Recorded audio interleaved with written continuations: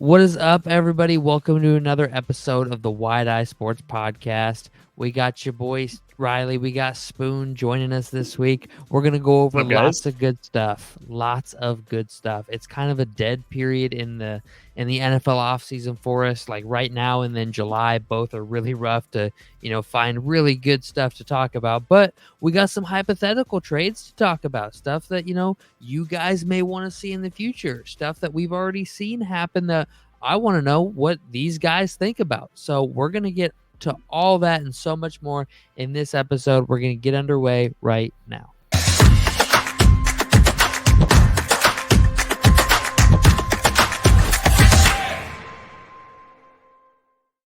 Alrighty, boys. So we got loads to talk about here, and it's kind of crazy how no matter what time of the year it is, it's like one of the deadest points of the offseason for the NFL.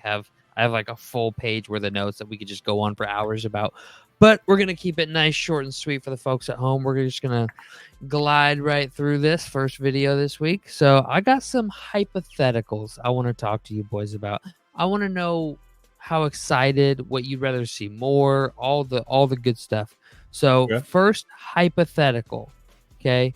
What if JJ Watt was traded to the San Francisco 49ers? Would that, in your opinion, make them one of the most terrifying defenses of the past 20 years? Because I think they would be up there immediately with the past 20 years. What about JJ or TJ? TJ Watt. Did I say JJ Watt? I'm sorry. I don't know if you did or not, but I was thinking JJ immediately. Oh, no, TJ Watt. Okay. What if TJ Watt, you picked him up this season, the Steelers, Russell Wilson and Justin Fields both tear their ACLs in training camp, and the Steelers are like, well, this season is a bust. Let's just trade TJ Watt. And so, I think that would turn the 49ers into an overwhelming Super Bowl favorite, like overnight. Like right now, they're obviously like in talks. Like, yeah, Niners are obviously in the Super Bowl discussion, but right. We lost Riley. I'm sitting there thinking, like, the first thing that comes to my mind is, holy shit, that pass rush. Yeah, that's what I'm saying. Like, if you put TJ Watt and Nick Bosa on the same line, yeah, on the same side of the ball, that's nuts, bro. Imagine just like overloading one side of the line with both of those two. Just put them both like lined up right next to each other, slide Nick into like the 3 technique, and just who are you going to defend? You can't double team both of them. Exactly. Yeah, dude, I think that'd be so crazy. But my next one is one that like I got a lot of like, earlier in the offseason, like I saw this a lot from people. Like people would send me videos of this, and I'm like, that's not happening in any way, shape, or form. But Justin Jefferson to the Kansas City Chiefs. Could you imagine? See, I was thinking Justin Jefferson to the Bengals. I was seeing that would be crazy too. But we've seen that. We've seen Jamar Chase, JJ, and Joe Burrow. We know what that looks like. But you haven't seen them at the college level. Yeah. But now to see it at the pro level, they set every record they could set at the college level. Like everything, they just destroyed all the records. Joe Burrow had like 50 passing touchdowns, 60 passing touchdowns, something like that. It was insane. So, but could you imagine if Patrick Mahomes got Justin Jefferson? Justin Jefferson had like a 200-yard game with Nick Mullins throwing in the football. Yeah. So I know. Like he would. I feel like he's gonna go off regardless. But now I'm sitting here thinking like, okay, and who's their number 2 receiver? Well, obviously they have Kelsey, but who would be their number 2? Because obviously everybody's going to be double teaming Justin Jefferson. Yeah, Hollywood Brown. So now I'm sitting there thinking like whoever their number 2 receiver would have been if that were to happen is going to have an amazing season as well. And I'm just sitting there like, oh my God, bro, Mahomes could throw for 6,000 yards. Like who knows? Yeah. You could have the first 6,000 yard season. I think we got Riley back here. Let's see. Riley, you back? We get you back? Yeah, I legitimately just think I fried my computer. Oh, nice. So now on my phone, like the whole thing froze. Oh man. Now I can't get it to turn back on. Perfect. Like that's exactly what we wanted to hear. I got it to turn off, but now it's just like black screen. Let's go. New computer. New computer. I love that desk too, Riley. That looks great. It's a very pretty desk. Yeah. with that Well- mirror. I'm sure you like to look at yourself in it, right? Well, I mean, I do have it's my favorite thing to look at, but there's not a whole lot of space for my own desk. All right, Riley. So I threw out the spoon while you were off mic for a second. I threw out the spoon. Justin Jefferson to the Chiefs. What's your Ooh, initial thoughts on that? Like what? Like that'd get vetoed by the commissioner. they get vetoed by the Chris Didn't Paul that happen situation. in the NBA? Yep. What, Yeah. Chris Paul? So back in the day, the NBA vetoed the fact that Chris Paul wasn't allowed to play with Kobe Bryant because Kobe Bryant was too good and coming off of multiple championships. So they're like, whoa, we can't let you have like the best young point guard in the league. But then a couple years later, Kevin Durant's allowed to do whatever he wants. LeBron James is allowed to do whatever they want. So literally, just when the Lakers try to do cool things, the NBA is like, no, I don't think so. Yeah. Spoon's over there like, right, they're not allowed to do cool Yeah. things. Are the Lakers? I hate Yeah, them. fuck them. Fuck Yeah, the fuck Lakers. you. All right, so last one up here, Riley. I saved this one to see if you were gonna make it back. Yep. Josh Allen to the Rams. Could you imagine what Sean McVay could do with Josh Allen? That'd be insane. Yeah. And what I mean, you think in this hypothetical, is yeah, Matt yeah. Stafford to the Rams or to the Bills, or is he retired? He's just gone. It doesn't. He's out. He's irrelevant in the situation. He's just out. But could you imagine Josh Allen getting Puka Nacua, Cooper Kupp, that O line, those running backs, and then pair him up with an offensive genius like McVay? McVay just gets to do all sorts of crazy They'd put up things like 40 points a game. every I swear week. they would. And we'd get Rams with Josh Allen against San Fran twice a year. Yeah, That would be fun. That would be a nuts game to watch. every time, dude. That'd be so good. That'd be That so would be good. both of those games would be prime time. No Oh. doubt. Oh, yeah. No doubt. All right, so I have my favorite. Which of these three do you think would make the best? Would just make for the best football, make for the best TV, make for the best, however you want to look at it. Which one of these three would you like to see come to fruition the most? We got TJ Watt on the Niners, Josh Allen to the Rams, and JJ to Kansas City. Do you want the most exciting, like honest Just which one answer, or you what want we to would see rather the see? most? What you want to see the most? You. Because honestly, like seeing TJ Watt and Nick Bosa on the same side of the line, that would be awesome, dude. Yeah. Like, I would enjoy that so much. Just to see Riley? I don't know, but yeah, that'd probably be fun. Probably Justin Jefferson to KC. Wow, really? Just 'Cause that because you're a would- Bears fan and you want JJ off the Vikings? Well, that helps, but just I would argue that Justin Jefferson is a better wide receiver than Tyreek Hill just because he can do more. Yeah. Yeah. And we saw what Tyreek Hill and Patrick Mahomes look like. Now, Yeah. what would Patrick Mahomes and an even better receiver look like? Exactly. I mean, it's a three-way split here because I'm going Josh Allen to the Rams. I want to see what Sean McVay can do with Josh Allen. I think Josh Allen becomes a four-time MVP. He becomes a Peyton Manning-esque figure in the NFL if he gets to play with that level of head coach and that level of offense. I mean, I think it would be crazy. I think that was wild. a very close second for me. I think that would be an exciting offense to watch. Yeah, that'd be wild to me to just get to see all that talent and Josh Allen throwing the ball all over the field. Do you think this is kind of unrelated? Should Josh Allen try and get out of Buffalo?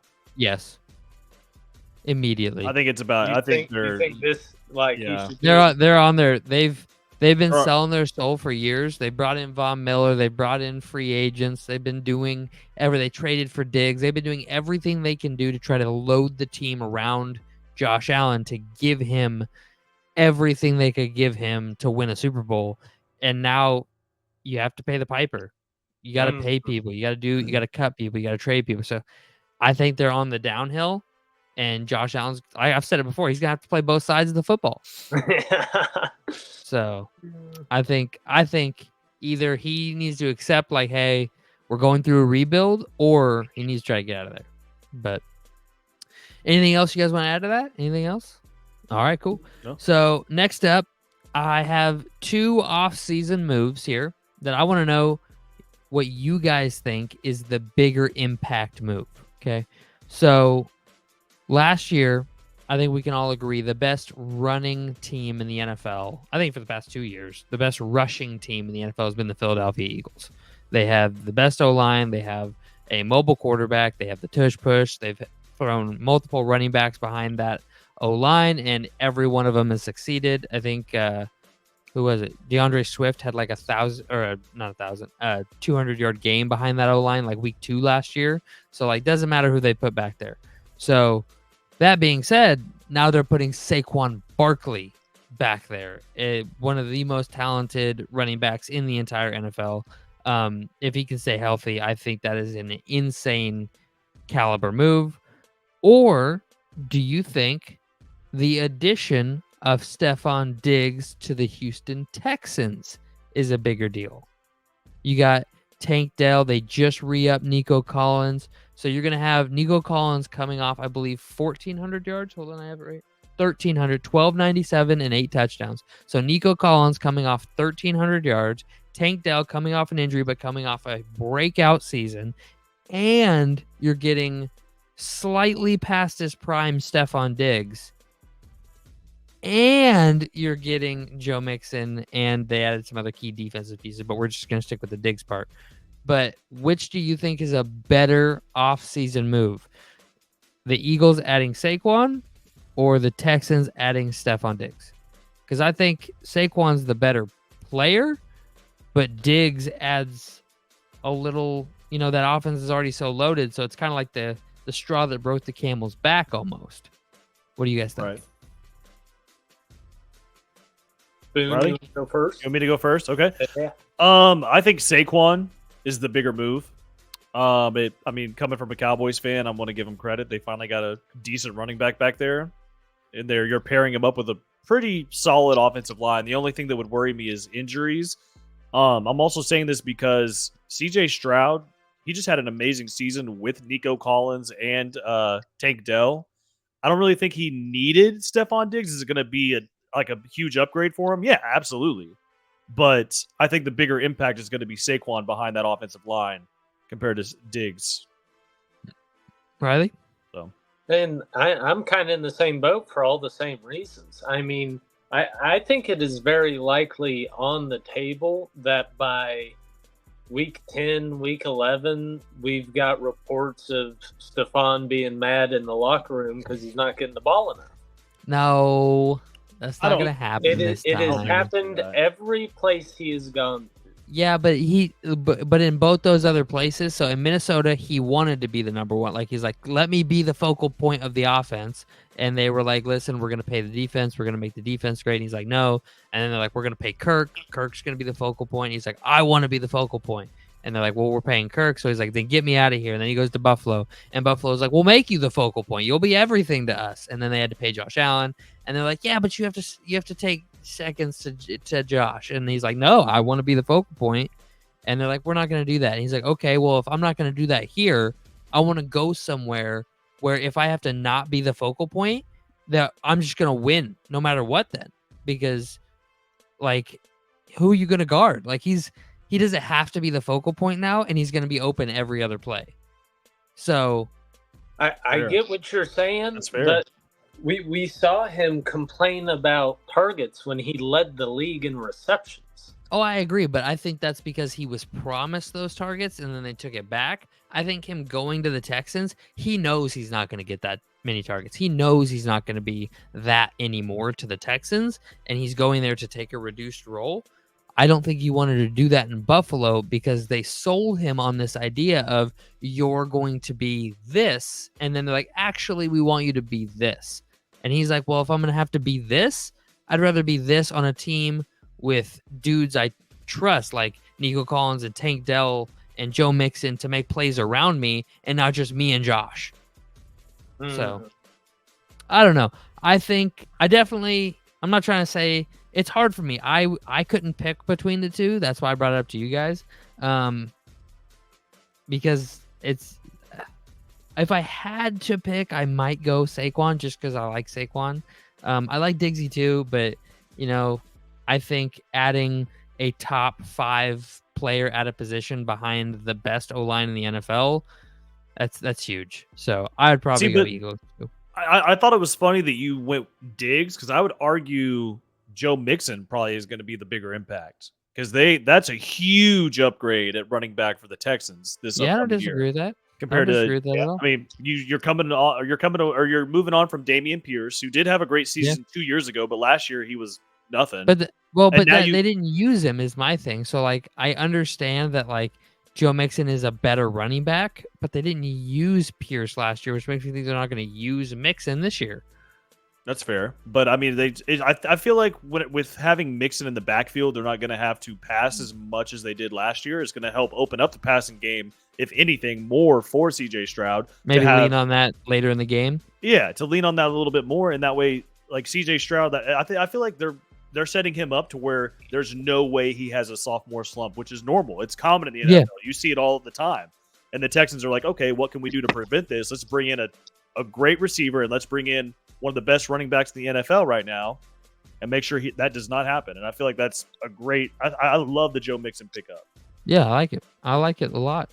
I like all the things the Texans have done. I even actually almost put Danielle Hunter as the Texans acquisition because now they have a bona fide stud edge rusher now to go on that defense that was already really good last year. But Diggs was the bigger name. I went Diggs. Either you got anything? Yeah. Well, I was going to say I have a question for you guys. Yeah. So we're talking about trades that happened. What are the odds that Sam Howell is the starter for the Seattle Seahawks by the end of the year? I would say pretty good. I think it's a pretty good. I was thinking that. Because I know that they're probably going to be starting Geno Smith at the beginning of the year because why not? He's been there. But I would say that before the season's over, I think Sam Howell is going to be the starting quarterback for the Seattle Seahawks. Yeah, Riley's over there looking skeptical. I don't hate that. I'm skeptical because when I said I didn't, the only way Sam Howell is the starter is if Geno Smith is playing bad and therefore the team is bad. But last week when we did the pick'ems and I said, I'm not that high on the Seahawks, Brenner went crazy. Oh, we got this. Hold on. Like not being high on the Seahawks and not being high on West. Hold on. Now he's like, I definitely see that. But hold on. Not being high on the Seahawks and not being high on Geno Smith are two completely separate things.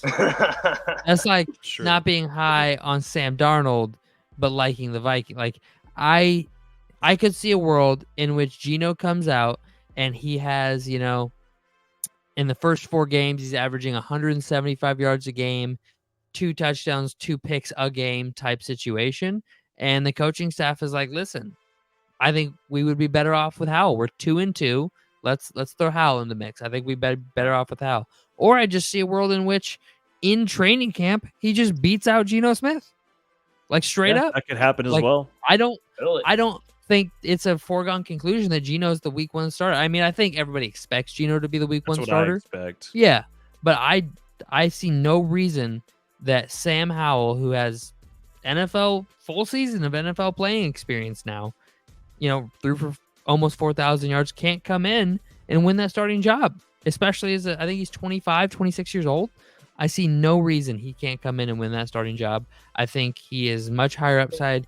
Geno could retire next year and they have him for next year. I mean, there's tons of ways this could play out. I'm still high on the Seahawks. I think they're a minimum 500 team. Could be totally wrong there, but that's where I see them. I see their low end, high end 10 wins, low end 7 wins type situation. Right. So I like the Hawks. I think they have plenty of weapons. They have a good young defense. They have lots of key pieces on it. They have 2 good tackles. They have an okay center. I don't believe you need great guards to succeed in the NFL. I think it helps, but you don't need great guards. They have a studly wide receiving trio and a top 10 running back. Like, I don't see how you wouldn't be. If you're a Seahawks fan, I don't know why you would be down on this upcoming season. You should expect a playoff team, like wild card team. And I'm not saying win the division, but I would expect them to be a wild card team. So, right. But that's just me. So good question though. I like that question. That was a good one.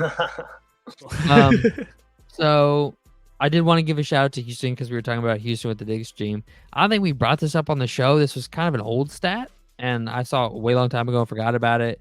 But Houston is the first team in NFL history to do the following. In a single offseason, add a 1,000-yard rusher, add a 1,000-yard receiver, and add a guy who had 10 sacks all in the season prior. So first time it's ever been done. So just a little shout out to you. They went in and made moves. They see a window. They see an opportunity with how young CJ Stroud is and how the cap favors that in a rookie deal. And they went out and they made the big money moves to go get talent to surround their young quarterback to try to establish a winning culture from the beginning. And I like that. Do you think if Bryce Young would have had similar of the season that CJ Stroud had last year, that the Panthers would have been trying to do the same thing this year that the Texans did? No, I think the Panthers organization is a joke. Okay. That's fair. I think they're a joke. I think that organization is dumb. They got the owners talked the coaches out of CJ Stroud and then fired him for it 3 weeks later. Like that organization's a joke. Just a straight up joke. And I think Bryce Young is a good quarterback, and I think he'll be fine. I think he'll be an Alex Smith, a middle of the road top 12 or not top 12, 12 to 20 quarterback in the NFL. As long as he gets some help, like you can't do it alone. And he's right now, 33-year-old Adam Thielen was his prime target last year. Like, what are you supposed to do with that? And his O-line was one of the worst in the NFL. The only thing the Panthers had going for them last year is their defense stepped up a lot of the time, but their offense was completely gone. No offense at all. But what are your thoughts on Deontay Johnson going into this? I think the dude's an absolute target machine. I think he gets open a lot. I don't think he wins in the red zone as well. He doesn't win in tight coverages as well, but in against zone coverage, I mean, he is a zone beating machine. So I love it. It's a good safety weapon for him. I see no downside to bringing him in. Do you think he should be considered? So, like with Fields, they brought in DJ Moore as first number one wide receiver. I don't think Deontay Johnson's that level. He should not be considered Bryce Young's number one. Okay. I think Deontay Johnson is pretty much a wide receiver 2. Deontay Johnson is like a top 20 receiver. DJ Moore is like a top 12 receiver. Mm-hmm. So that's where I value that. Coming from a Vikings fan, I would just take that and run with it. Right? I mean, is that unfair? Is that unfair to say? That's fair. I'm just okay.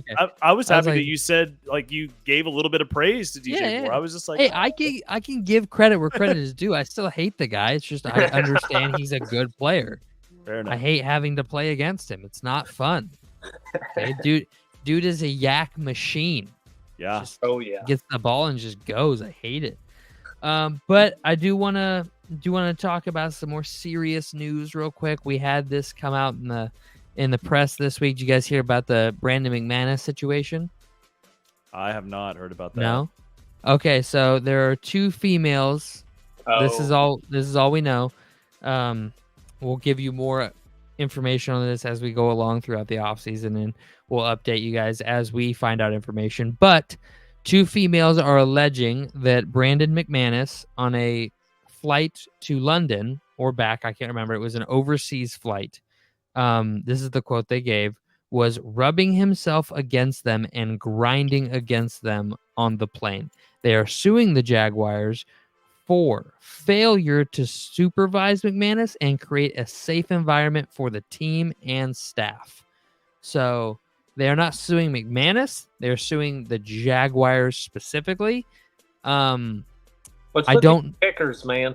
Yeah, dude. I don't know any details. I'm not going to speculate on anything other than what exactly I just said. That's all we know at this time. I just wanted to bring it up on the show, get it out to anybody who's listening. That's all we know right now. So unless either of you has anything you want to add to it, I think we just breaking news. Next up, I want to give a little congratulations, little claparoo for Mark Davis. You guys hear about Mark Davis? He is he's having a kid, right? Yeah, he's expecting. Yeah. Mark Davis, age 70, and his 26-year-old girlfriend are expecting their first child together. So Little The clapperoo fact that for he can Mark still do Davis. 70, good shit, man. Yeah, good on you, shit, man. dude. I hope I'm still pushing at 70. I hope. All right. Next up, couple wide receivers. Nico Collins gets a new deal. I don't know if you guys saw this. There's breaking news today, Tuesday, May 28th. He gets a 3-year, $72 million extension. This is coming after his third season in the NFL. He was a third-round pick. So he had, I think I said earlier, it was 1,297 yards and 8 touchdowns. So well-deserved there on him. Hopefully, Good shit, Texans, use him well. So last thing I got for us on the docket today. Quick, easy little thing here. I have heard a lot, and I mean a lot, of steam in the past 3 or 4 days that Justin Jefferson was on the table at the draft to get traded to the Chargers. And it wasn't to move up to get a quarterback. It was to move up to get Malik Neighbors. And I've heard this a lot from a lot of sources, and I want your guys' thoughts and opinions too. But this just sounds crazy to me. That sounds dumb. No way. Why would you trade? Mike Florio is who reported this, by the way. Mike Florio is the main source on this speculation. And he did say he didn't actually report it at the time because there wasn't enough evidence surrounding it to make a substantial claim that this was the reason.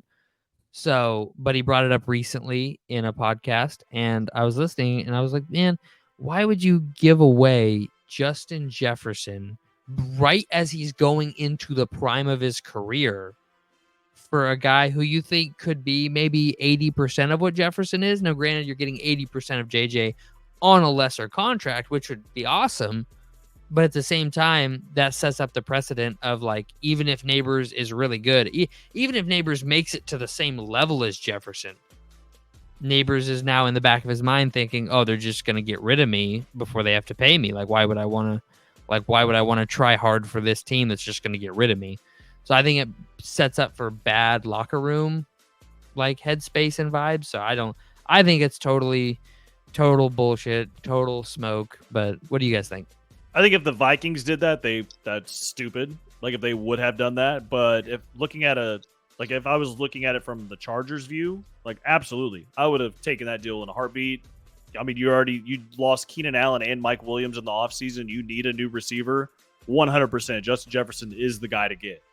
Oh yeah, if you could get JJ and pair him with Justin Herbert, dude. Jesus. Watch out. What a connection there. But yeah, if I'm the Vikings, if I was even thinking about doing that, I would look at them as an organization and be like, dude, that was dumb. If they tried to do that, no way. Yeah, absolutely. I really don't think it's that dumb. Now hear me out on this.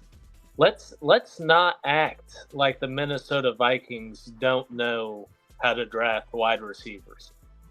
They drafted Diggs, they drafted Jefferson, but none of those guys were drafted by the current regime. Good point. But they moved off. You have been very lucky though. They moved off of Diggs to make Jefferson that number one guy. If they liked Neighbors, it would fit the story to trade Jefferson, have Addison as your number one, and Malik Neighbors is your true. two.